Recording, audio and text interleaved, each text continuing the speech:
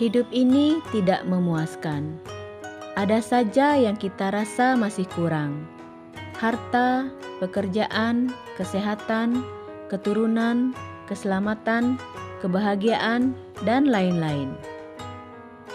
Sesungguhnya semua itu bisa kita dapatkan dengan melakukan suatu usaha, dengan membuat sebabnya, karena manusia memang memiliki potensi untuk itu. Tak ada makhluk lain yang ikut mengatur persoalan nasib seseorang.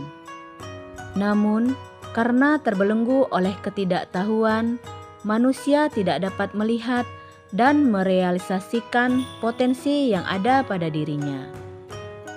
Mereka lebih suka memohon dan meminta kepada para dewa sebagai jalan pintas untuk memenuhi segala keinginannya tanpa mau bersusah payah. Tindakan memohon dan meminta kemurahan hati para dewa untuk sesuatu inilah yang umum disebut berdoa. Mengapa Sang Buddha tidak mengajarkan umatnya berdoa atau memohon kepada Tuhan? Karena Tuhan yang Maha Esa dalam agama Buddha bukanlah suatu pribadi atau makhluk hidup yang menjadi tempat menggantungan hidup, berdoa atau memohon. Sang Buddha telah berhasil menempatkan Tuhan pada proporsi yang sebenarnya, yaitu sebagai Dhamma yang tertinggi yang tak bersyarat. Sebagai guru yang menganjurkan ehipassiko, maka mengapa Sang Buddha tidak mengajarkan doa permohonan atau minta-minta dapat dikaji dari manfaat atau kegunaan doa yang demikian itu? Untuk mengkaji manfaatnya, kita dapat membuat suatu analogi yang sederhana. Ada 3 orang petani menanam jagung dengan faktor-faktor penunjang tanah, air, cuaca, perawatan, dan lain-lain yang sama. Tetapi si A berdoa siang malam agar biji jagung yang ditanam tumbuh menjadi pohon mangga. Si B berdoa agar biji jagung itu tumbuh menjadi pohon jagung. Si C tidak berdoa karena yakin segala sesuatu itu akan tumbuh dan berbuah sesuai dengan benih yang ditanam. Adakah yang mampu mengabulkan doa atau permohonan si A? Doa hanya terkabul bila pas dan sesuai dengan benih atau karma atau perbuatan kita yang sebetulnya tanpa didoakan atau dimohonkan atau diminta juga pasti akan terkabul. Doa permohonan menjadi sia-sia bila kita tidak memiliki simpanan karma baik, tidak memiliki penyebab terkabulnya doa permohonan kita. Alih-alih mengajarkan doa-doa permohonan yang sia-sia, Sang Buddha mengajarkan meditasi. Meditasi bukanlah berdiam diri melamun atau mengosongkan pikiran. Meditasi adalah perjuangan pikiran, latihan pengendalian pikiran, mengesampingkan segala pikiran dan nafsu keinginan yang rendah dan egois. Mengendapkan kekotoran batin sehingga pikiran menjadi tenang.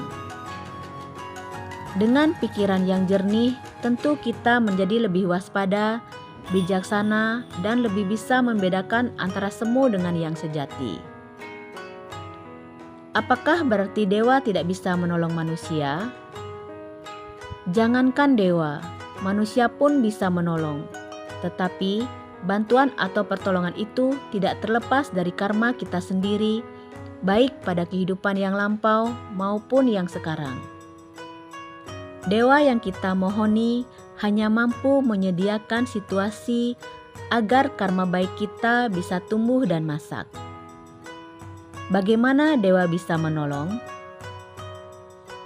Apabila moral dan batin kita bersih, otomatis para dewa suka berada di dekat kita. Tanpa diminta pun, mereka akan berusaha membantu kita.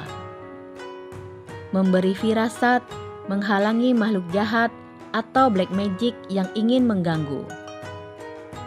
Dalam arti sejati, diri sendiri sesungguhnya pelindung bagi diri sendiri. karena siapa pula yang dapat menjadi pelindung bagi dirinya? Setelah seseorang dapat melatih dirinya dengan baik, maka ia akan memperoleh suatu perlindungan yang sukar diperoleh. Walau tak ada larangan untuk meminta pertolongan kepada para dewa, umat Buddha tidak seharusnya menggantungkan hidupnya kepada para dewa. Kemandirian seharusnya menjadi sikap yang utama. Sebab manusia mempunyai potensi tinggi untuk memenuhi kebutuhannya. Sekarang mungkin timbul pertanyaan, kalau memang agama Buddha tidak mengenal ajaran tentang doa, permohonan, atau minta-minta, lalu apa yang dilakukan atau diucapkan oleh umat Buddha saat sembahyang? Yang diucapkan waktu sembahyang adalah parita atau sutta. Makna atau tujuan kita mengucapkan parita adalah sebagai pengulangan terhadap ajaran Sang Buddha, agar kita selalu ingat terhadap Dhamma Sang Buddha, selalu ingat kepada sila atau kemoralan, kepada sifat-sifat luhur Buddha, Dhamma, dan Sangha. Dan pada akhirnya ini memberi kita semangat, penguat tekad, pembangkit usaha untuk melaksanakan Dhamma, serta sebagai pengantar yang menenangkan untuk memulai meditasi.